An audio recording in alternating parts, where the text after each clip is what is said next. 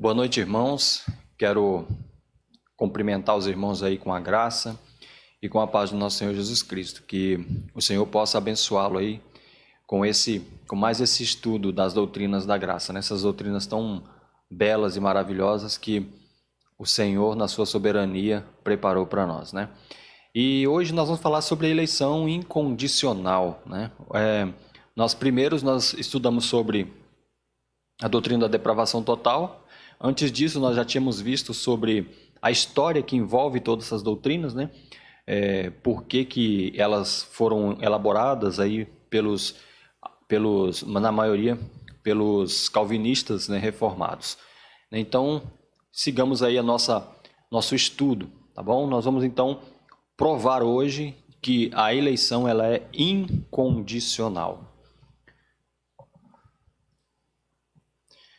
Muito bem.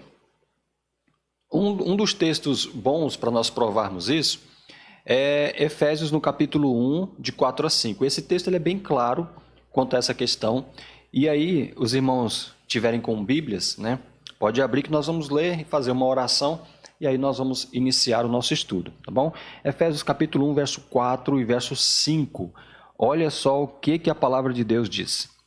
Assim como nos escolheu nele, antes da fundação do mundo, para sermos santos e irrepreensíveis perante ele, e em amor nos predestinou para ele, para a adoção de filhos por meio de Jesus Cristo, segundo o beneplácito de sua vontade, para louvor da glória de sua graça, que ele nos concedeu gratuitamente no amado, né? Então, esse texto é bem claro e praticamente não deixa dúvidas, né? Eu vou usar até a expressão praticamente para não ser não ser muito categórico, né? Mas ele não deixa dúvidas quanto à questão da eleição, da predestinação e de que isso vem de Deus. Vamos orar? Feche seus olhos e vamos agradecer ao Senhor. Deus Santo, nós, mais uma vez, ó Pai, nós nos atrevemos a chegar diante das Tuas sagradas letras para meditarmos nela. Que o Senhor nos ajude, que o Senhor nos capacite. Nós necessitamos do Senhor, ó Pai Santo, para podermos entender a vontade do Senhor para nós. Nos ajude, nos abra nosso entendimento, que o Espírito Santo do Senhor nos capacite. Intercedo pelos irmãos, para que o Senhor também, ó Deus, assim como já falou comigo enquanto eu preparava esse estudo, que o Senhor também fale ao coração de cada um que está assistindo. Nos ajude em nome de Jesus. Amém. Muito bem, irmãos, hoje nós temos algumas perguntas para responder, né?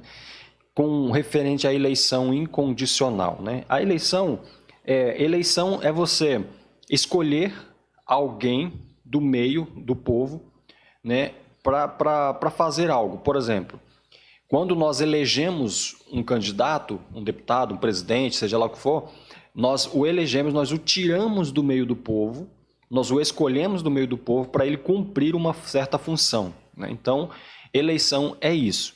Só que a nossa eleição que nós fazemos, ela é condicionada a algo, né? Nós elegemos um candidato porque ele defende as mesmas ideias que a gente. Muitos votam porque o candidato dá presentes, né? Isso é errado, mas infelizmente acontece. Mas a grande maioria, principalmente agora, nesses últimos dias, o brasileiro, graças a Deus, está aos poucos aprendendo a votar. E nós estamos votando porque aquele candidato defende as nossas ideias. Então, o nosso voto àquela pessoa é condicionado a ela defender essa ideia. Já essa eleição, que é a eleição de Deus, ela é... Perdão, eu derrubando aqui o microfone. Essa eleição de Deus, ela é incondicional. Ela é incondicional. Ela não está condicionada a nada que nós fazermos para Ele nos eleger, né? Então, vem unicamente e exclusivamente dele. E é isso que nós vamos estudar hoje, né? Então, a pergunta que nós temos que responder é: será que Deus, ao olhar para o Newton, será que ele viu algo nele que pudesse condicionar ele para que ele pudesse me escolher? Será que ele olhou para o Newton numa certa época assim e falou assim: rapaz, eu vou escolher o Newton porque o Newton é bondoso, né? Porque o Newton tem um coração bom. O Newton, ele dá esmolas. O Newton, ele vendeu tudo que tinha e deu aos pobres. Então o Newton merece ser escolhido, né? Ele é um cara bom, uma pessoa ótima. As coisas que ele faz é muito boa, né? Ele ama sua esposa, seus filhos de forma impressionante. Então eu escolherei por causa disso. Será que é exatamente isso sim que funciona a escolha? Será que Deus viu em mim algo que fez com que ele decidisse me escolher? Vamos tentar responder essa pergunta então com essa doutrina. Vamos lá. Vamos entender um pouco ela. Devido ao pecado de Adão, seus descendentes entram no mundo como pecadores culpados e perdidos. Isso daqui, esse propósito aqui, nós vimos no estudo passado. Nós vimos na depravação total que o pecado entrou no mundo. Adão pecou e todos os homens se tornaram culpados por causa disso, né? Então, como criaturas caídas, eles não têm desejo de ter comunhão com o seu Criador.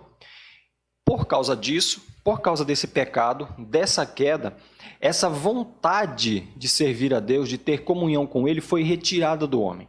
O homem deixou de sentir vontade de ter comunhão a Deus.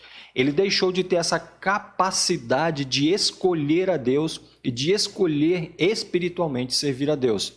Como nós vimos na depravação total, o homem, espiritualmente falando, ele não é capaz de fazer escolhas para o bem dele e escolher para Deus.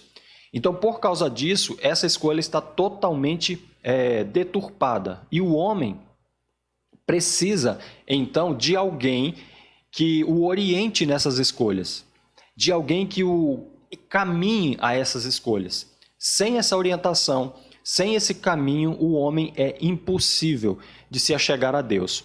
Por quê? Por causa disso aqui, ó. Ele, Deus, né, no caso Deus, é santo, justo e bom. Ao passo que eles, os pecadores, são pecaminosos, perversos e corruptos. No caso nós, né? Deixados à sua própria escolha, eles, nós, né, inevitavelmente seguem o Deus, com letra minúscula, deste século e fazem a vontade de seu pai, que é o diabo. Ou seja, o que nós fazemos? Para nós termos comunhão com alguém, nós temos comunhão com uma pessoa que tem o mesmo pensamento nosso, as mesmas atitudes. Quando nós temos comunhão com alguém assim, essa comunhão já é mais bem-vinda, né? Por exemplo, se eu sou amigo de alguém, eu me dou melhor com aquela pessoa que tem o mesmo pensamento meu e o mesmo sentimento meu. Uma pessoa que tem um pensamento diferente, um sentimento diferente meu, eu posso até ter comunhão com ele, mas não será uma comunhão tão profunda. Então, como nós somos pecadores, corruptos e perversos, e Deus é santo, justo e bom, as coisas não se encaixam. Nós somos o oposto do que Deus é. Por causa disso, nós não temos condições de termos comunhão com Deus, porque nós somos diferentes dele, por causa do pecado. Aí é que entra a escolha de Deus. Porque o homem, por causa do pecado, ele é deixado à sua própria escolha. E por causa disso, nós inevitavelmente seguimos o Deus desse século e fazemos a vontade do nosso pai, né, do caso dos homens, que é o diabo. Então, qual que é a pendência do nosso coração, das nossas escolhas? É para o pecado. É para aquilo que agrada o nosso coração, que é o pecado, que é a vida longe de Deus. Nós não teremos condições nenhuma de seguirmos a Deus exatamente por causa dessa perversão. Então, aí que vem Deus fazer isso e escolher, e nos escolher mesmo indo contra a nossa própria vontade. Indo contra a nossa própria vontade. Newton não quer ser salvo, então eu não vou salvá-lo. Não existe isso para Deus. Não existe, porque se Deus deixar a minha própria vontade, eu nunca poderei ser salvo. Eu nunca poderei ser salvo, né? Teria sido, então, perfeitamente justo para Deus ter deixado todos os homens em seus pecados e misérias e não ter demonstrado misericórdia a quem quer que seja. Então, Deus ele poderia simplesmente falar assim, olha, eu não tenho obrigação com esses homens. Eu os criei perfeito e eles caíram. Eu não tenho obrigação com eles. Eu poderia simplesmente os abandonar à própria sorte. Creio eu, meus irmãos, que se Deus fizesse isso, a humanidade não passaria sequer da geração de Adão. E olhe lá se o homem chegasse à geração de Adão. Porque se nós formos ver na história, Deus intervém na história desde Adão até os dias de hoje. Se não fosse essa intervenção de Deus, o homem já teria se destruído. O homem já teria ele mesmo destruído, não só ele, mas como todo o planeta. Como todo o planeta. Então, Deus, por misericórdia, escolhe algum dentre as pessoas para que esses possam fazer parte do seu povo.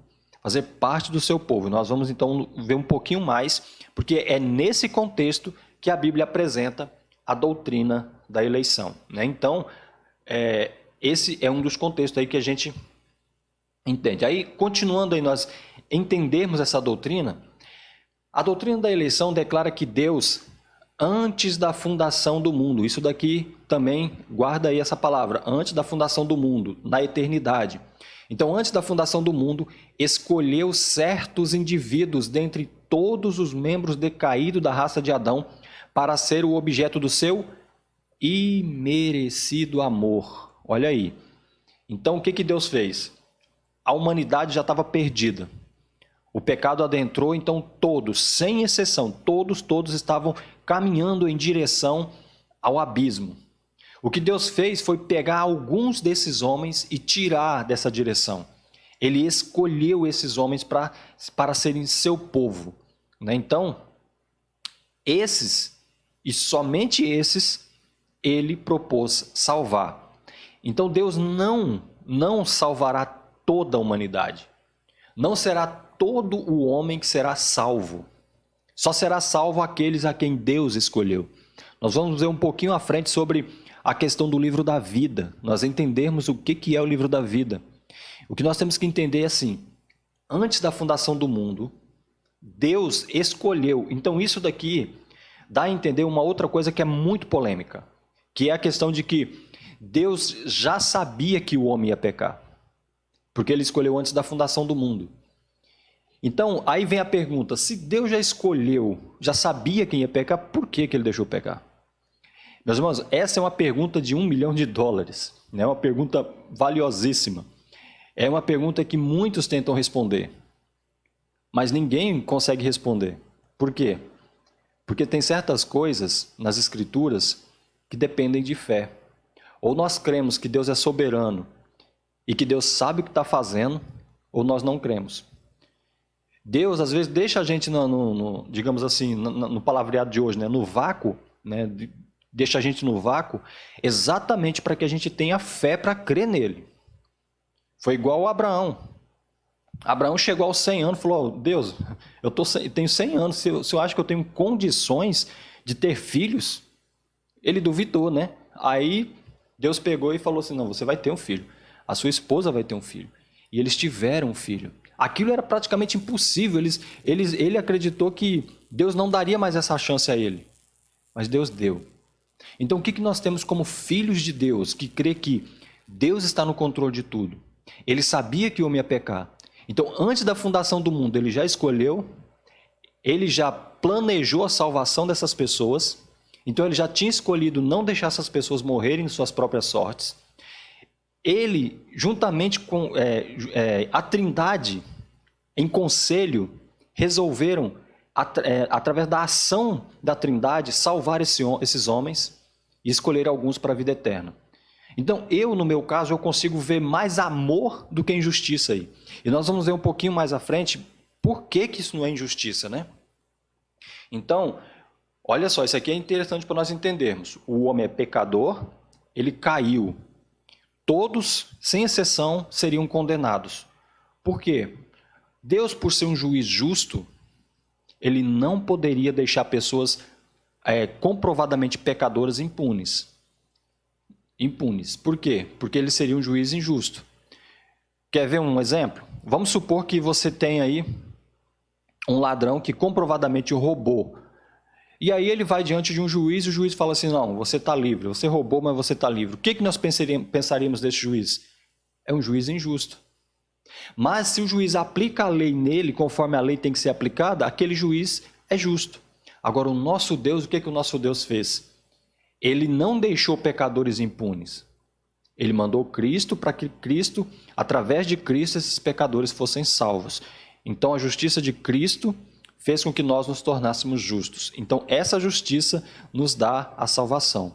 E aí vem a escolha de Deus para que nós possamos ser salvos.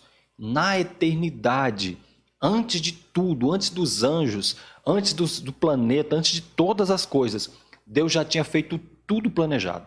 Tudo. Com o passar, nós vamos entender um pouco mais.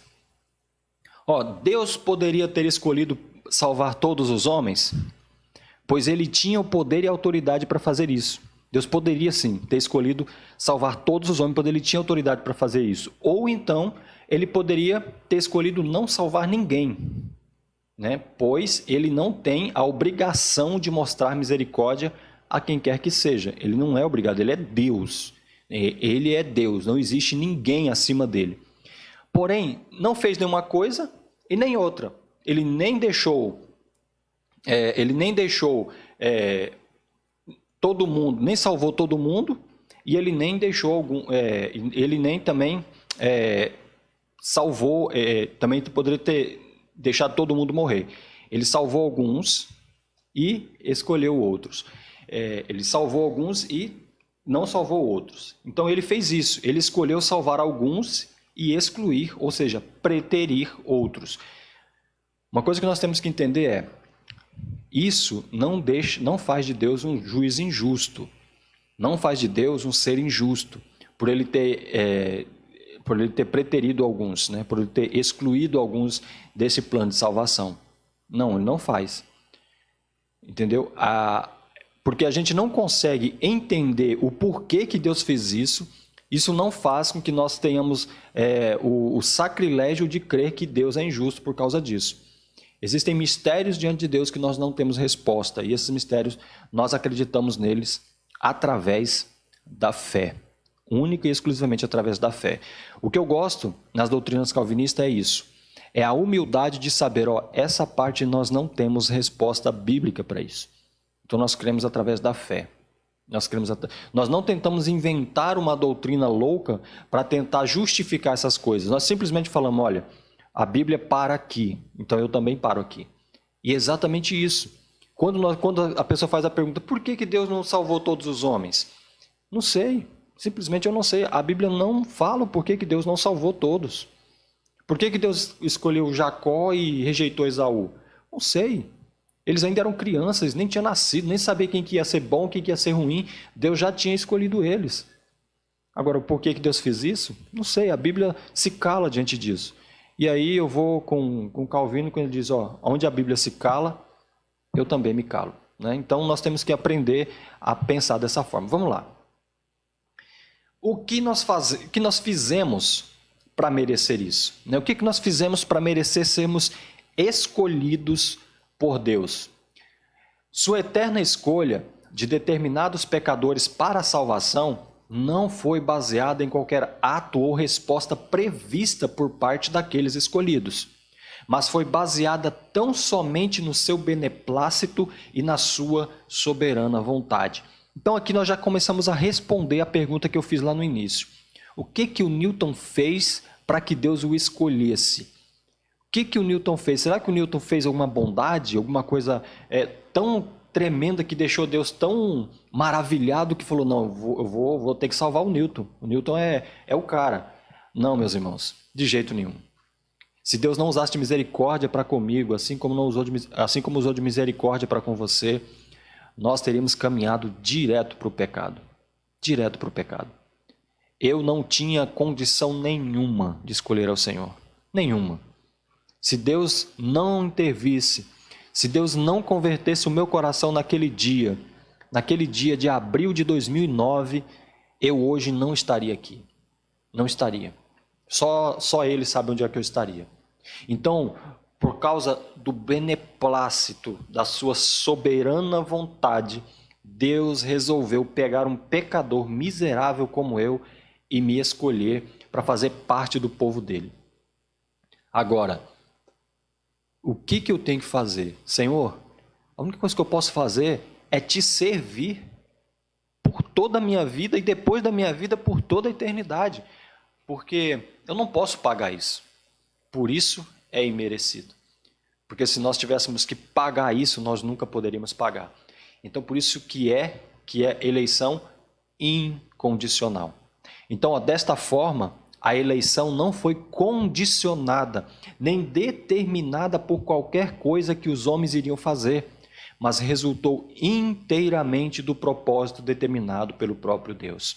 Ou seja, Deus, na eternidade, ele decidiu. Então, mas o que Deus pensou? O que passou pela cabeça de Deus? Por que ele resolveu escolher tantas pessoas assim?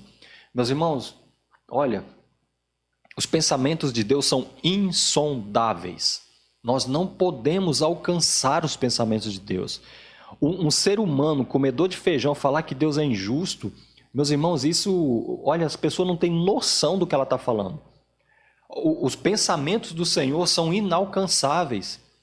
A justiça do Senhor é algo perfeito, extremamente perfeita. Nossa justiça, ela está entranhada de pecados. A justiça de Deus é santa, é pura. Então, o que nós temos que fazer diante dessa incógnita, diante dessa pergunta tão difícil é simplesmente crer em Deus, simplesmente crer que Ele está no controle de tudo e que Ele determina, Ele sabe o que está fazendo.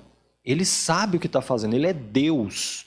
Ele é Deus, né? Então, aqui nessa doutrina, nós temos que exercitar nossa fé diante dessa pergunta, né? Por que ele escolheu um e outros não, né? Então, essa é uma grande incógnita, tá? Então, aqui, ó, a eleição não está condicionada ao homem. O homem não faz nada para merecer isso. Muito pelo contrário, vem de Deus e somente dele. Os que não foram escolhidos foram preteridos, ou seja, a palavra preterido é para deixar a coisa um pouco mais bonita, né? Mas na verdade eles foram, digamos assim, exilados. Eles não foram escolhidos por Deus. Então eles foram abandonados ali, digamos assim, né? Uma palavra abandonado. Então os que não foram escolhidos foram preteridos e deixados às suas próprias inclinações e escolhas más. Essa aqui, Paulo fala muito bem lá em Romanos, capítulo 1, creio lá que no verso 18. Ele vai falar que Deus entregou tais homens à própria sorte. Quando Deus faz isso, meus irmãos, com os homens, eles se destroem. Vide Sodoma e Gomorra, vide o povo na época do dilúvio. Então, quando Deus viu que a situação estava difícil, que o homem já não tinha mais controle, que o homem estava completamente fora de controle, né? É claro que isso não fugiu ao controle de Deus, mas o homem estava fora de controle, o pecado já tinha dominado o homem de tal forma que ele falou para Noé, Noé, faz uma arca porque eu vou destruir tudo. Faz uma arca porque eu vou destruir tudo. E aí Deus, olha só, para você ver como que Deus age na história. Ele pegou ali Noé, sua família, alguns animais, colocou na arca e mandou chuva. Aquela chuva dizimou, fez uma limpeza no mundo e só ficou Noé para dar continuidade à raça humana. Ali em Noé, Deus já poderia simplesmente acabar com tudo. Falar, vou acabar com tudo, manda todo mundo para o céu que eu vou fazer o juízo, né? Vou mandar quem tem para o inferno vai para o inferno, quem tem para o céu vai para o céu e pronto, acabar com tudo. Mas não, meus irmãos, Deus resolveu dar continuidade através de Noé. Você acha que Deus não sabia o trabalho que o homem ia dar a ele? Claro que sabia, mas mesmo assim ele resolveu dar continuidade. E aí vem a outra questão, ó. Não cabe à criatura questionar a justiça do Criador por não escolher todos para a salvação. Isso não cabe à criatura, né? Posso dizer ao vaso, ao dizer ao oleiro por que me fez assim, né? Ou seja, o vaso pode dizer ao oleiro por que me fez assim, por que não me fez assado? Ele é o Criador. Ele é o Criador. Quando você vai fazer uma cerca, por exemplo, num pasto, né? Vamos supor que você aí está querendo fazer uma cerca.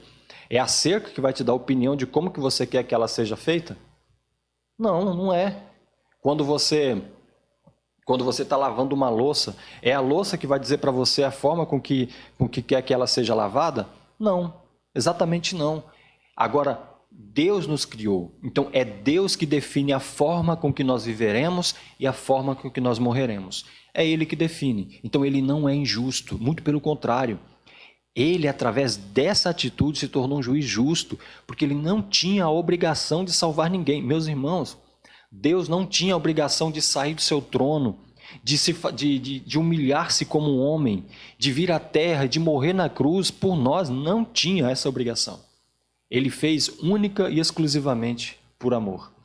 Única e exclusivamente para o louvor da sua glória. E quem é filho dele entende essas coisas. E aí, é suficiente, essa palavra é boa você guardar aí, é suficiente saber que o juiz de toda a terra tem agido bem e justamente. Deve-se, contudo, ter em mente que se Deus não tivesse graciosamente escolhido um povo para si mesmo e soberanamente determinado prover-lhe e aplicar-lhe a salvação, ninguém seria salvo.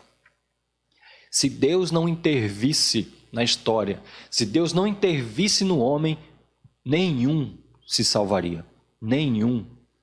Nem Noé, nem Abraão, nem Adão, ninguém seria salvo, nem Davi, ninguém. E olhe lá se a humanidade teria durado até os dias de hoje. Então é isso, meus irmãos, Deus é um juiz justo, é um juiz perfeito. O fato dele escolher alguns no meio do povo para fazer parte do seu povo, não faz ele um juiz imperfeito. Um juiz injusto, muito pelo contrário. Isso o torna gracioso, isso o torna justo, né? Então, se ele não tivesse agido assim, nós teríamos nos perdido. Aí, qual que é o papel da Trindade na questão da eleição, né? A doutrina da eleição deve ser vista não apenas contra o pano de fundo da depravação e culpa do homem, né, como nós vimos até agora, mas também deve ser estudada em conexão com o eterno pacto ou acordo feito entre os membros da Trindade. E que pacto foi esse? Pois foi na execução deste pacto que o Pai escolheu desse mundo de pecadores perdidos um número definido de indivíduos e deu-os ao Filho para serem o seu povo. Então, aqui o Pai, ele escolheu na eternidade, assim como fala aqui em Efésios, nós vamos ler, na hora que nós formos ler os textos que provam, porque até agora nós não lemos nenhum texto bíblico, a não ser no início, mas daqui a um pouco nós vamos entrar num ponto que nós vamos começar a ler os textos bíblicos que provam tudo isso aqui que eu estou falando, né? Então, os textos falam que Deus na eternidade nos escolheu, né? Então, lá na eternidade, Deus escolheu alguns pecadores, né? Dentre muitos outros pecadores, para fazer parte do povo, né? Nós podemos ver muito bem isso ali. Vamos começar ali na história de José. Quando José é vendido lá para o Egito, aí ele se torna governador do Egito, e por causa disso José vai e traz a sua família para viver no Egito. A família não morre de fome, e aí ali Deus salva através de José aquela família. Com o passar do tempo, aquele povo vira escravo no Egito, e o Egito escraviza aquele povo. Então Deus vai e levanta Moisés, para que Moisés vá lá, liberte aquele povo, leve até o deserto, e aí levam eles até o deserto, e aí depois ele levanta Josué, para que Josué leve esse povo até a terra prometida. Lá na terra prometida eles são escolhidos, são espalhados por aquela terra, divididos pelaquela terra. Então o Senhor levanta Saul como rei, depois levanta Davi, faz uma promessa para Davi, e aí no decorrer da história Deus levanta reis, profetas, sacerdotes e tantos outros, até Cristo. Chegou em Cristo, Deus ali cumpre o grande pacto feito lá em Adão. Cumpre esse pacto.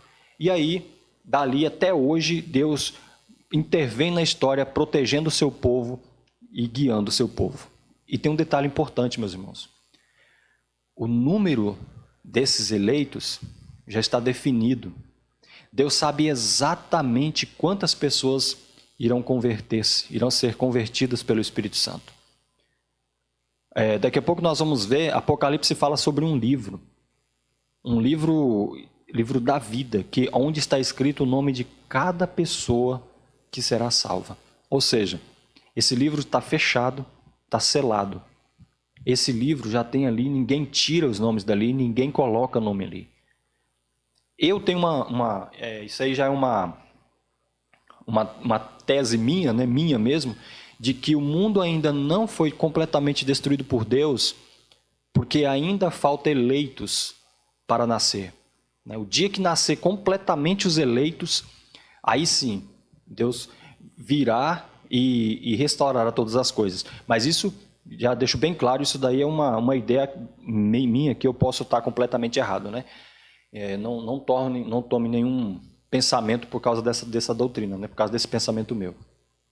Então, aí o pai escolheu, né? O filho, nos termos desse pacto, concordou em fazer tudo quanto era necessário para salvar esse povo escolhido e que lhe foi concedido pelo pai. Então, o pai escolheu, o filho veio e fez tudo o que era necessário para salvar, e o Espírito Santo, a parte dele foi na execução desse pacto, o pacto foi e é a de aplicar aos eleitos a salvação adquirida para eles pelo Filho. Então, o Pai escolheu, o Filho fez tudo que foi necessário para que essa eleição acontecesse, né, para que a salvação viesse, e aí o Espírito Santo é aquele que nos capacita a seguir essa vida, né? Então, nós temos aí a Trindade envolvida nesse processo de eleição. Agora sim, nós estamos caminhando aí para o ponto, já para o final, e aí nós temos aqui, trouxe até agora várias coisas, vários pensamentos e tudo mais, só que agora nós temos que provar biblicamente que tudo que eu disse é verdade, né? Como que vamos fazer? Primeiro, algumas declarações gerais mostrando que Deus tem um povo eleito, que ele predestinou esse povo para a salvação e desta forma para a vida eterna. Vamos lá para Deuteronômio capítulo 10, 14 e 15. Olha aí o que... 10, 14 e 15. Enquanto você encontra aí, eu tomo água.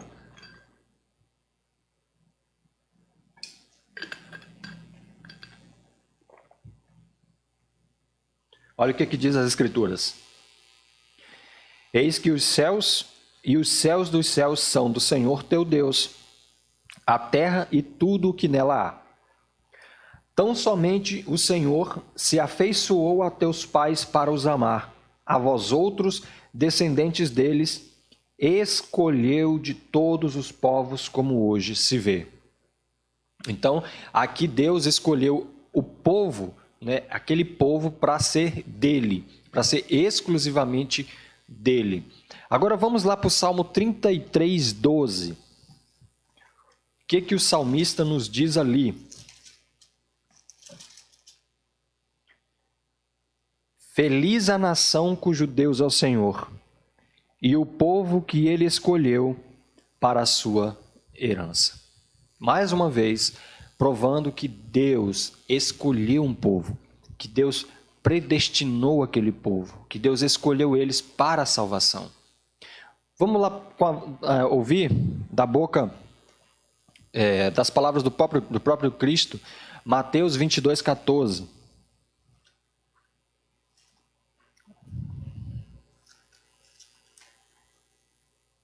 Olha aí, essa palavra aqui ela é muito conhecida, né? Porque muitos são chamados, mas poucos escolhidos. Aqui Deus está falando para a nação. Jesus, ele falou essa parábola aqui para se referir à nação de Israel, né? De que a nação de Israel foi um povo chamado por Deus para fazer parte, porém eles rejeitaram o Cristo e aí eles não são escolhidos. Então aqui Jesus usou essa parábola para se referir a isso, de que muitos serão chamados, do povo de Deus serão chamados, mas poucos escolhidos. Porque só farão parte dessa nação aqueles que Deus escolheu. Seja israelense, seja não israelense, seja brasileiro, seja quem for. Deus escolheu e esses é que farão parte do povo dele. Então, isso daqui prova que Deus predestinou esse povo para a salvação. Então, há um povo eleito, há um povo escolhido por Deus, há um povo preterido por Deus para a salvação. E isso é incontestável nas Escrituras. Isso daqui são apenas alguns textos, mas nós podemos ir aí em Ageu, capítulo 2, verso 23, Mateus 11, 27 e muitos outros textos que provam isso, né? Agora, essa escolha foi feita antes da fundação do mundo, ou seja, lá na eternidade Deus já tinha feito essa escolha. E a prova disso está em Efésios 1,14, 1,4. 14 não, esse 14 aqui é outra coisa. Assim como nos escolheu nele, antes da fundação do mundo, para sermos santos e irrepreensíveis perante ele e em amor. Esse texto aqui é claríssimo, né? Então, isso aqui é a prova de que ele nos escolheu antes da fundação do mundo. Nós poderíamos parar por aqui já, mas vamos continuar. 2 Tessalonicenses, capítulo 2, verso 13.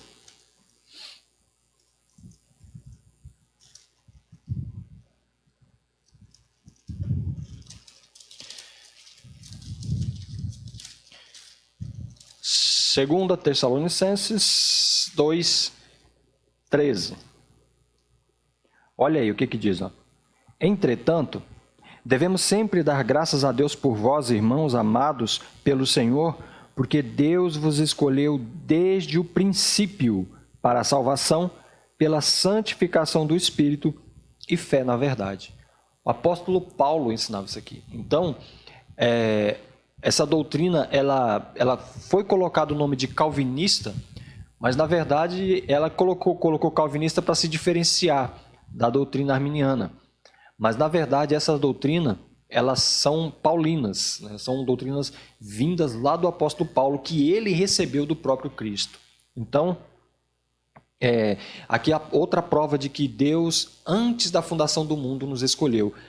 Vamos ver outro, 2 Timóteo, bem pertinho aí, 2 Timóteo 1,9. Capítulo 1, verso 9. Aqui Paulo já estava bem velhinho, né? Então ele escreveu essa carta, já estava bem velhinho. Olha só o que ele escreveu. Que nos salvou e nos chamou com santa vocação, não segundo as nossas obras, mas conforme a sua própria determinação e graça, nos foi dada em Cristo Jesus. Aí vem a expressão, olha aí, ó. Antes dos tempos eternos. Essa expressão antes dos tempos eternos dá a ideia de que aconteceu antes da eternidade, ou seja, num tempo indefinido. Então, antes da fundação do mundo, né? Agora tem dois textos que eu faço questão de ler com os irmãos, que é de Apocalipse, capítulo 13,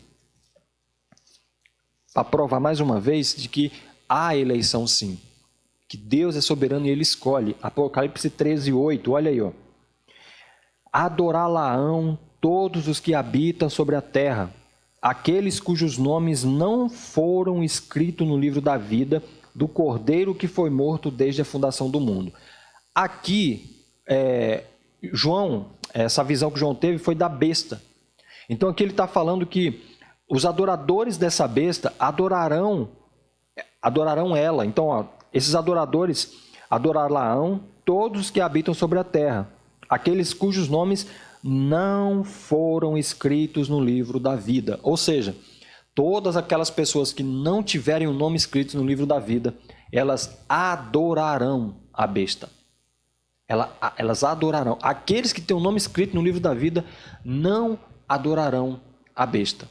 De jeito nenhum. Por quê? Porque eles têm o Espírito Santo dentro deles. É por isso que, por exemplo, eu não concordo com a ideia de que a marca da besta é um chip. Eu não concordo com essa ideia exatamente por isso. Porque se é um chip e um escolhido coloca o chip, vamos supor que o governo force você, pegue você à força e implante aquele chip no seu braço, ou seja lá onde for, e aí com essa atitude o governo fez com que o seu nome fosse tirado do livro da vida. Então não bate, uma ideia não bate com a outra, entendeu? Então por isso que eu não acho que seja realmente um chip. Então aqui vamos para para outro texto, Apocalipse 13, 8. Agora vamos para o 17, 8. Apocalipse 17, 8. Olha aí. Ó. A besta que viste era e não é. Está para emergir do abismo e caminha para a destruição. E aqueles que habitam sobre a terra, cujos nomes não foram escritos no livro da vida, desde a fundação do mundo, se admirarão, vendo a besta que era, não é, mas aparecerá. Ou seja, há um livro que foi escrito desde a fundação do mundo. Esse livro da vida foi escrito desde a fundação do mundo. Então, ali há o nome dos salvos. Ali há o nome daqueles que herdarão a vida eterna. Então, meus irmãos, essa escolha é feita muito antes. E aí, a escolha divina não foi baseada em qualquer mérito previsto naqueles a quem ele escolheu. Nem foi baseada em quaisquer obras previstas e realizadas por eles. Ou seja, a escolha não foi obra do homem, mas sim de Deus. Vamos lá, Romanos capítulo 9, verso 11. Romanos 9, 11, já estamos terminando já. 9, cadê o 11? Aqui. E ainda não eram gêmeos nascidos, aqui ele está falando de Jacó e Esaú, né? E ainda não eram gêmeos nascidos, nem tinham praticado o bem ou o mal, para que o propósito de Deus quanto à eleição prevalecesse, não por obras, mas por aquele que chama. Olha aí. O mais velho será servo do mais moço, como está escrito: amei Jacó, porém aborreci Esaú. Ser-me-ei de quem me aprouver ter compaixão. Assim, pois, não depende de quem quer ou de quem corre, mas de usar Deus a sua misericórdia. Não depende do homem, é graça de Deus, é misericórdia. Quando Deus escolheu Jacó em lugar de Esaú, essas crianças não tinham nem nascido ainda. Então eles não tinham ainda provado para ninguém se eles seriam bons ou seriam ruins. E Deus assim já escolheu um em detrimento do outro. Então, meus irmãos, não depende de nós. Olha aí o Romanos 10, 20, está bem pertinho aí. Romanos 10, 20. Isaías a mais se atreve e diz: fui achado pelos que não me procuravam. Revelei-me aos que não perguntavam por mim. Quanto a Israel, porém, diz: todo dia estendi as mãos a um povo rebelde e contradizente. Ou seja, o povo de Israel não tinha características boas para ser escolhido. Ele era um povo rebelde e contradizente. Eles iam contra Deus. Porém, mesmo assim, por graça, Deus os escolheu e os preservou. Meus irmãos, olhe bem para mim e olhe bem para você. Você acha que você tem condição, diante do que você conhece de você, porque ninguém, a não ser Deus, conhece melhor do que você mesmo, tem condições de escolher a Deus? Essa escolha, meus irmãos, se não fosse pela graça soberana de Deus, estaremos perdidos. Estaremos completamente, desesperadamente perdidos. Mas Deus usou de graça para nos escolher. Meus irmãos, alegre-se, você é um escolhido. Você é um salvo. O seu nome está escrito no livro da vida. Está escrito no livro da vida. E lá, daquele livro, ninguém apaga. Ninguém apaga. Não existe graça maior do que saber que um Deus todo-poderoso, soberano, no meio de bilhões e bilhões de pessoas, ele resolveu olhar para você naquele dia, exato dia, e falar assim: olha, a partir de hoje, o Newton faz parte do meu povo. Meus irmãos, eu olho e falo assim: Senhor, o que o Senhor viu em mim para que eu pudesse ser salvo? Quando eu me converti, essa pergunta pairava na minha mente, sempre: Senhor, o que eu fiz para que o Senhor pudesse me salvar? Quando eu entendi essa doutrina, eu percebi que eu não fiz nada. Aí eu consegui entender: não é por obras, é por graça. Ele me salvou porque Ele quis salvar, porque Ele é gracioso e Ele é bondoso, né? Meus irmãos, o meu desejo não é que você fique somente no que eu disse, né? Se você discorda de alguma coisa que eu falei, não pense que eu vou ficar chateado com você, não vou não, muito pelo contrário.